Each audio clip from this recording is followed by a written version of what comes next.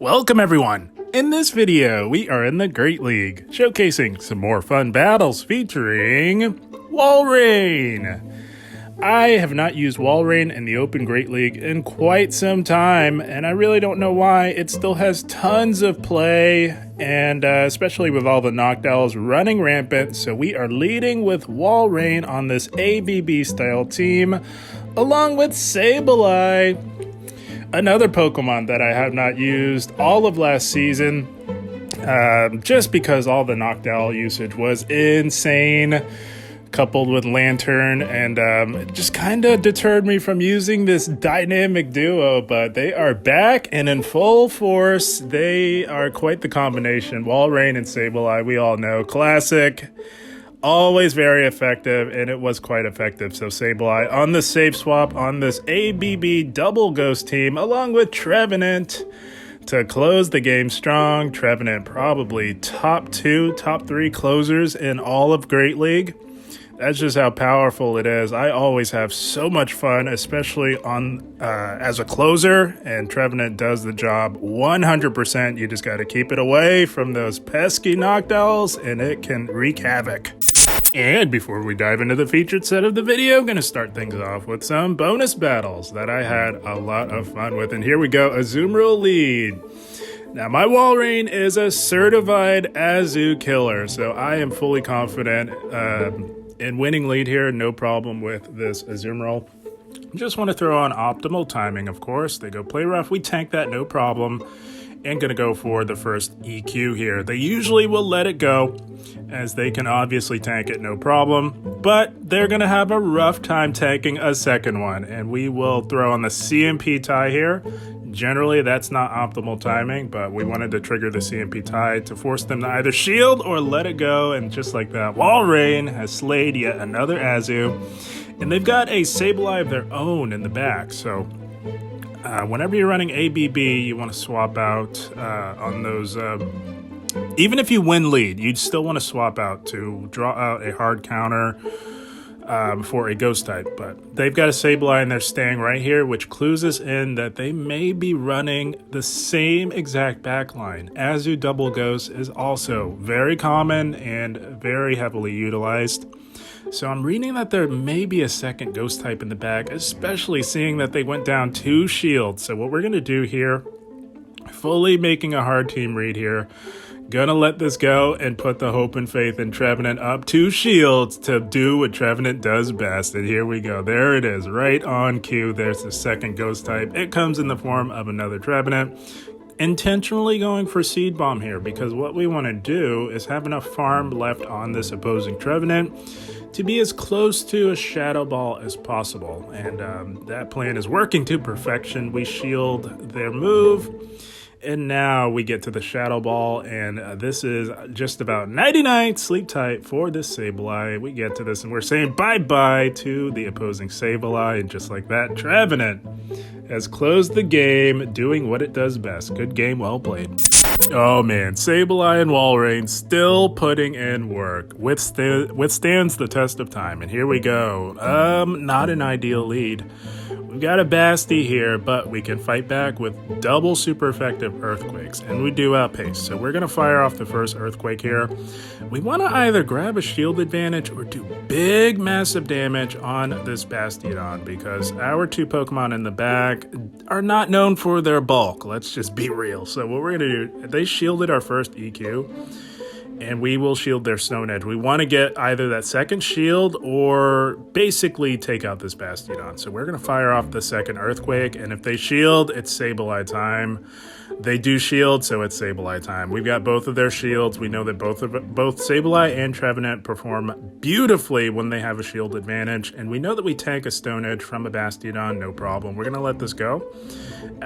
Whenever you see a Basti lead, you gotta be thinking that there's at least a Metagam in the back. That they go together like peanut butter and jelly. So, reading that there's at least a Medi in the back. As far as the safe swap, we see that it's the classic variation of the Bastiodon Metagam core with a Sableye safe swap. I was worried that there could have been a Shadow Vic, but it's the classic variation, and that is fine. So what we could do now, I'm 100% sure there is definitely a Medi in the back. So we're going to throw this Seed Bomb on CMP. I think our opponent made a misplay. Maybe they're unfamiliar with the CMP event between Trevenant and Sableye, because it looks like they tried throwing on CMP. They may not have known that Trevenant wins the CMP type. So what we have to do is shield up this Flamethrower here and take out this Bastiodon with a Seed Bomb. That should be more than enough. As bulky as Bastiodon is, Trevenant hits like a truck. We're saying bye-bye to the Bastion. Oh, looky, Trevenant is eating good tonight. Holy smokes. We get to the Shadow Ball, and that Medicham does not have any shields.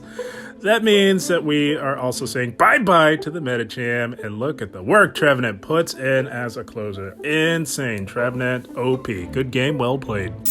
Basti lead, no problem. This team handles it beautifully. And here we go. Shadow Abomasnow. We can do okay here, but they aggro swap into a Medicham, and it is Trevenant time if I've ever seen it.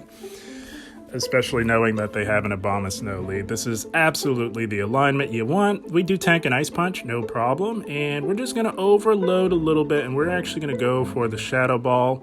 This is not flippable for them, so we want to just take advantage and overload as much as we can before taking them out. The reason why is because we want to be able to hit this Abomasnow for a potential Shadow Ball. If they no-shield this is going to absolutely ruin their day, and they no-shield it. Holy smokes, Trevenant, insane.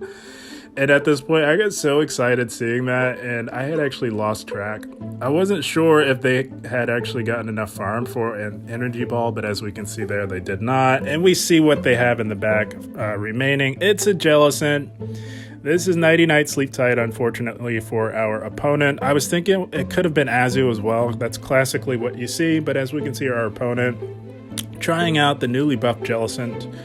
And at this point, we're basically just playing with our food here a little bit. We basically want to get off a big EQ or grab both shields just to further solidify. We all know Sableye is going to run right through this Jellicent either way. But we do grab both shields. That's what we wanted to do. And now it is Sableye time. We tank a Shadow Ball. Even if this is a Shadow Ball, we definitely tank it. But it's a Surf Bait. Not falling for that whatsoever. And yeah, they realized it was over. And it was. They do top left. Good game. Well played. I'm telling you guys, there's just something to be said for classic and timeless, always effective team comps. So we had a Mandibuzz lead, that's fine, and they safe swap a Medi. Again, it is Trevenant time if I've ever seen it, considering what we saw on the lead there. Trevenant loves these Medicham safe swaps. A lot of people just don't account for it. They think that Trevenant's dead, but Trevenant's got something to say about that, my friends. And just like in the previous battle, gonna overload, take advantage. And they do no shield that. That's the right play for them. We wanted to be close to a Shadow Ball to basically do as much chip damage as we can. This is resistant. Mandibuzz is tanky, but it adds up. That does quite a bit of resistant damage. That's just how powerful Trevenant is. And we're not quite going to make it to another Shadow Ball, so just going to go for whatever chip damage we can get on the very tanky Mandibuzz, and going to, of course, bring Walrein back in here. We're going to let whatever this is go. We tank it, no problem. It's an Aerial Ace. Makes me, that kind of had me wondering, are they running Shadow Ball? But if they were running Shadow Ball, they should have just gone for it. But that's definitely not the right move. You always want to be going foul play and neutral situations. And they've got a Galarian Weezing, a fellow Galarian Weezing enthusiast. I love it. So the play here is to just basically sack Sableye. Does not look like they are running Play Rough, which I would highly recommend in the Great League.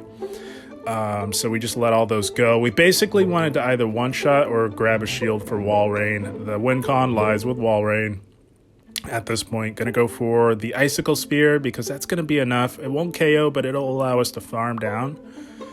And now we have to shield everything from this Weezing here because this thing is 100% going to hit us much harder than that Mandibuzz in the back. They do catch, but that's fine. We needed to get rid of the Mandibuzz anyway. We're not going to be able to over-farm very much on it, but that's still fine. We tank whatever this Mandibuzz throws. We have to save the shield for the Weezing. Again, that's going to hit 10 times harder than the Mandibuzz. And we do tank that no problem. And again, we should save that final shield for the Weezing, and we will outpace. We are only 3 off from another Icicle Spear, and the Weezing has no shields.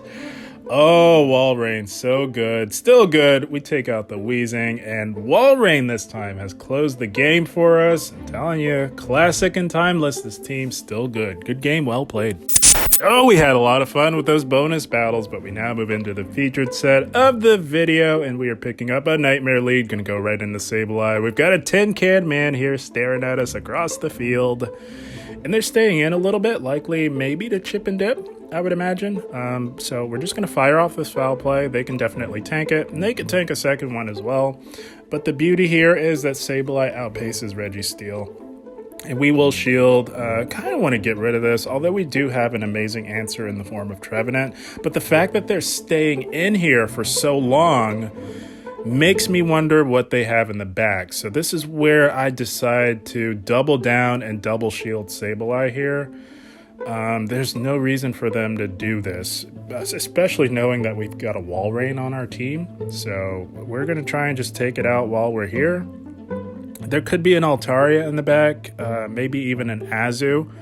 So that's why we want to control the alignment. And they let it go. They decided to take the one shield advantage, and they've got a Trevenant in the back. So that's interesting that they didn't. Well, it wouldn't have worked for them either way, knowing that we have a Sableye. So they were likely trying to take us out anyways. And this will KO whatever it is. Shadow Ball, yeah, that's definitely going to KO. So what we're going to do is come back in with Walrein, and they've got a Lantern in the back, and it is lights out for them.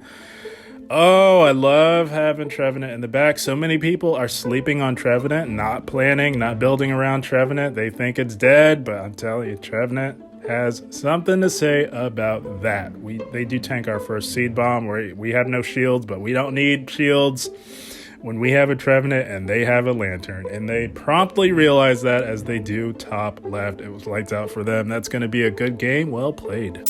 I felt it my duty to remind people about the power of Walrein plus Sableye / Trevenant. Here we go. Positive lead. You love to see Noctowl if you're leading with Walrein. You love even more to see a Lantern safe swap, I'm telling you.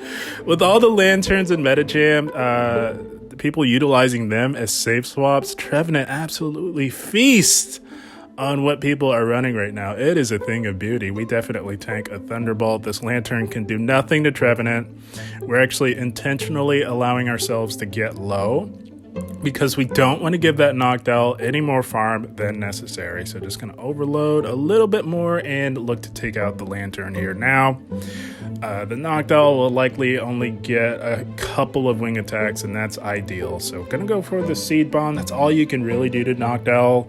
Please do not throw Shadow Balls on Noctowl. You just go straight Seed Bomb. Yes, it does no damage, but I always say some damage, better than none. And they've got a Medi in the back. Surprise, surprise. Holy smokes. You know, we had a little RPS there, but that's a team comp that I don't mind RPSing. That's going to be a good game. Well played. Oh, the wins were coming in left, right, and center. It was a thing of beauty. Another thing of beauty is a Trevenant lead when you're running Walrein. But of course, they can hit us right back with those Seed Bombs with Stab, which do a lot of damage because Trevenant hits like a truck. But these Powder Snows are absolutely putting in work. We will let this Seed Bomb go. It doesn't KO. Does a lot more damage than you'd like to see, but we're going to fire right back with an Icicle Spear. Likely grab a shield because that would one-shot from this health range. And they catch the second one onto a Machamp. Very interesting, but that is fine. We've got just the answer to Machamp, and that Icicle Spear did an absurd amount of damage to this Shadow Machamp. We're not letting this thing get to a Rock Slide. We're going for this Seed Bomb, and they do let it go. That is amazing. So now what we can do is look to shield once, farm down this potential Trevenant that may likely come back in. And they do come back in with it. Makes me wonder what they have in the back. Or maybe not. We're actually going to call this as a Seed Bomb. And we do call it successfully, saving both shields. And we will go for a Seed Bomb of our own. We don't want to have to throw up a shield if we don't have to. We say bye-bye to the Trevenant. And they've got a Swampert in the bag. Holy smokes. This should have been a Trevenant on the thumbnail of this video. Holy smokes. Trevenant putting in the work. We do grab one shield, but it doesn't matter. They can't farm down. And we will make it to another Seed Bomb and put this Swampert out of its misery. Nothing pleases me more because Swampert is busted and broken. And just shield up both of these Hydro Cannons. And the Swampert does not have a prayer. It has no shields. We get to the Seed Bomb. And we get to one-shot Swampert. Like I said, nothing better. We say bye-bye to the annoying Swampert. And just like that, Trevenant and Walrein going 2v3. You'll love to see it. Good game, well played. This classic ABB team was working to perfection, but not with a lead like this. Holy smokes, we got a Shadow Scizor. My goodness. Was not expecting to see this in the Open Great League. Haven't seen one of these since the Halloween Cup. I think maybe the Love Cup, but they pressure a shield and meet us with a Noctowl. So we do have the energy lead. Gonna bait with a foul play, and we do grab the shield. That is amazing. You don't often see people shielding their Noctowls. So that's fine. The shields are now even. Gonna tank the Sky Attack and look to... I don't think we would have made it to a return. So just gonna fire off the foul play here. It'll do tons of heavy neutral damage. That does quite a bit to a very tanky Pokemon. So obviously gonna come back in with our Walrein. We drew out the hard counter. That's what Sableye is here for. And I do believe we let this go. It's a big Shadow Ball. Does boatloads of damage, and now we're just going to overload a little bit. We want to have some residual energy to threaten that Shadow Scizor. It does cause quite a problem. Core breaks our Walrein Trevenant core a little bit here. Although we are taking neutral damage from these bullet punches. Gonna go for the Icicle Spear, and we grab a shield. So we're gonna go right into Trevenant, and we know that we're gonna have to likely shield a Night Slash. So we will shield that. I think that would just about one-shot us. And something about these Scizor players, they play with such finesse. They catch the Seed Bomb onto a Swampert, recognizing that their win condition lies with the Shadow Scizor. I gotta respect the finesse, guys. As annoying as it is, something about Shadow Scizor trainers, they play with such finesse. And you guys can probably see this is not going to happen. But we made it very close. It was razor thin, guys. But the Shadow Scizor Spice reigns supreme. Couldn't quite get that one done. Good game, well played to them. Oh, we got spiced on in that last one, but I can't even be mad. But here we go. Azumarill. We saw what we do to Azumarill. We dominated. That's what we do. So going to play it just like we did in the first battle. I'm going to just look to go for the Earthquake here. And they are well past a play rough, so not sure what they're doing. They are overloading by quite a bit. Whatever it is, we do tank it, no problem. They may not be running play rough on the lead. And they go Hydro Pump, so it looks like they're running Ice Beam Hydro Pump. And that does quite a bit more resisted damage than you'd like to see. So what we're going to look to do is go for this EQ, and if it doesn't KO, we want to preserve health on our Walrein. You never know when it can come in handy, so we're catching the next Hydro Pump reluctantly on our Grass-type Trevenant, because I know it's going to do a lot of damage, a lot more than you like to see. And it's good that we did decide to preserve our Walrein, because they've got a Grass-flying type coming in the form of a Tropius here. So going to go for the Shadow Ball. Tropius quite tanky, but they shield. Very interesting. They do go for the full farm down, but that's fine. We've got more than enough health on our Walrein to dispatch this Tropius here. They are at back-to-back moves, but we're going to shield everything from the Tropius. Got to get rid of it. Too tanky, too bulky, too much of a problem for our Sableye. Going for the Icicle Spear, and they shield. That is amazing. We will return the shield in kind. Shields are now down on both ends, and we both simul-swap. They got a Medi, we had a Sableye, which means that it is lights out for our opponent, unfortunately. They are going to go for this Ice Punch, but it does not matter. What we're going to look to do is overload as much as we possibly can and go for the Foul Play. I don't think it will quite KO. And even if it doesn't, we don't really need Sableye healthy for that Tropius because it did dump all of its energy. It is energy dry. So we're going to have to tank another Ice Punch. We do survive and we do farm down. What we wanted to do was be close to a return. Return's going to do big damage on this Tropius. It will not KO because Tropius is quite tanky. But the damage has been done. This thing will not make it to a Leaf Blade in time. And we farm down with Walrein. Holy smokes. Walrein and Sableye putting in the work. Timeless, time-tested and proven. Good game, well played to our opponent. That is the team, my friends.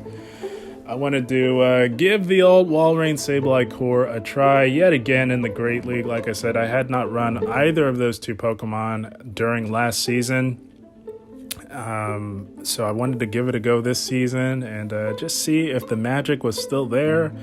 And as we saw in this video, it is absolutely still there. Like I said, there's something to be said for time-tested and proven team comps.